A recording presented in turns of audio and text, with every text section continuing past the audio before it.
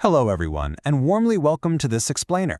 Today, we're diving into the phenomenal success of a recent cross-border mobility engagement program. And I have to say, this wasn't just your run-of-the-mill workshop. It was an incredible collaboration bridging UCSI University and HANDAN University from China, all with one massive goal: shaping the future of engineering. Let's get right into it. Picture this. It's June 30th, 2026. We're at Block C, Level 4, right in the heart of UCSI University in Kuala Lumpur. You can literally just feel the energy in the room. We've got diploma, bachelor, and master's engineering students all gathered together, and they are completely zoned in. They aren't just kicking back and listening to a lecture. They are rolling up their sleeves and tackling actual real-world engineering challenges. I mean, this is what active collaborative learning is all about. Now, a day this successful absolutely does not happen by accident. It was anchored by three incredibly talented experts, each bringing their own distinct yet highly interconnected piece of the puzzle to the table, all under the umbrella of data-driven infrastructure. We had T's, Dr. Harvinder Kaur Leal, a powerhouse in environmental engineering and bioremediation. Then, Assistant Professor Dr. Ramani Bai V, bringing her specialized research in explainable AI and water quality index modeling. And rounding it out, Mr. Fang Yang Yuan, an expert researcher in stochastic optimization for urban energy systems.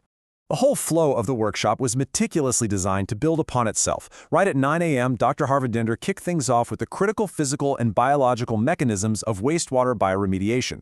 Then, at 2 p.m., Dr. Ramani flawlessly bridged that environmental foundation over to the digital age with explainable AI. And finally, at 4 p.m., Mr. Feng brought the whole thing home, showing exactly how to apply stochastic optimization to pipeline retrofits. So it was this brilliant progression from biological treatment to intelligent systems right through to infrastructure optimization. I actually want to take a quick detour here because this next concept is just absolutely crucial. The real focal point in Dr. Ramani's session was explainable AI, or XAI. Traditionally, AI has been this sort of black box. You feed data in, an answer pops out, but we don't really know why. Well, XAI completely flips the script. It's artificial intelligence where the decision-making process can be understood, trusted, and even critiqued by human engineers. In high-stakes fields like water quality management, you just can't blindly trust a machine, right? You have to know exactly why it's making a specific recommendation. And that really brings us to the core philosophy of this entire program.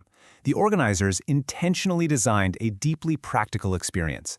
They even gave the students an activity handbook titled From Black Box to Crystal Clear Water. The goal was to ensure everyone was actively applying these really complex mathematical and biological theories to real-world infrastructure challenges right then and there in the room. The hands-on approach was just brilliant. The students basically became water detectives. They were handed actual longitudinal monitoring datasets from the Danjinghu Reservoir over in China's Hubei province. So, their task?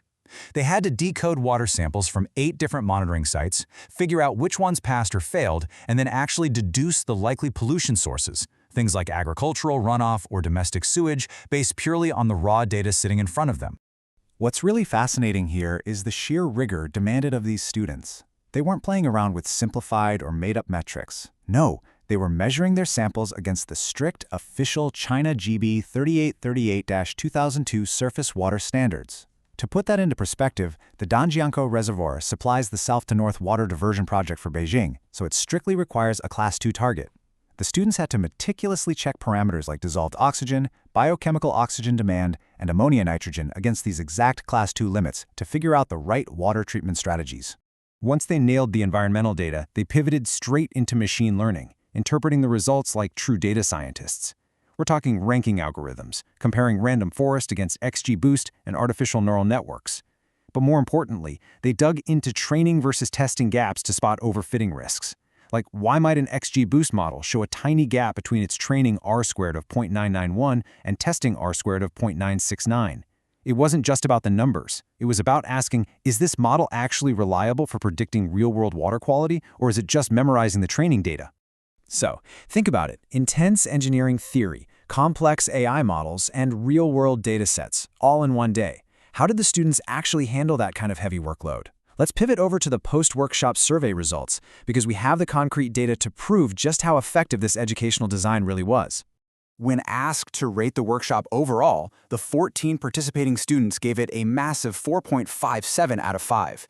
That is just an incredible score for such a highly technical, day-long academic intensive. It shows an overwhelming level of satisfaction, and honestly, it proves that when you challenge students with the right support system, they absolutely rise to the occasion. You know, one of the trickiest things in a multidisciplinary workshop is getting the speed right. But check this out. 13 out of the 14 respondents, that's a stunning 93%, called the pacing a perfect balance. Only a single person felt it was too fast. It just goes to show how beautifully the complex material was delivered. Students were able to absorb everything from bioremediation to stochastic optimization without feeling left behind. Now, this might be the most fascinating finding of the whole survey. We asked students which parts of the workshop were the most valuable to them. You probably guessed the foundational stuff, right? Nope.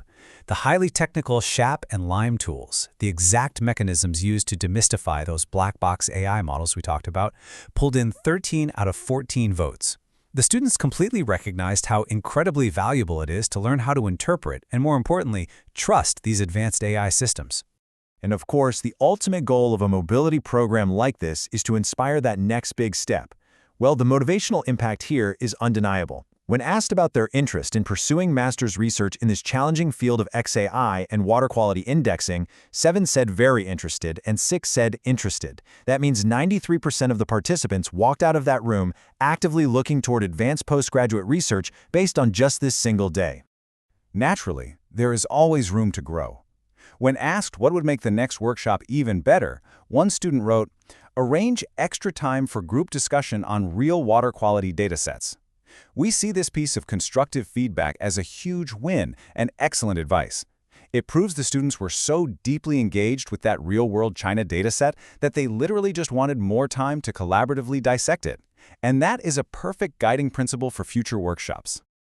Before we wrap things up today, it is incredibly important to extend a very heartfelt, formal thank you to the Chemical Engineering Department of the Faculty of Engineering, Technology, and Built Environment, or FETB, at UCSI. We are so grateful to them for giving the incredible opportunity to collaborate in this mobility program with Handan University from China. It is exactly because of forward-thinking departments like this that global cross-disciplinary innovation can truly thrive. And that brings us to the end of our explainer. We've seen biology, artificial intelligence, and infrastructure planning merge in just such a beautiful way. So I want to leave you with this final thought to chew on. How will you apply cross-disciplinary engineering to solve tomorrow's challenges? The tools are out there, the data is waiting, and as these brilliant students showed us, the future is incredibly bright. Keep learning, stay curious, and thank you so much for joining me.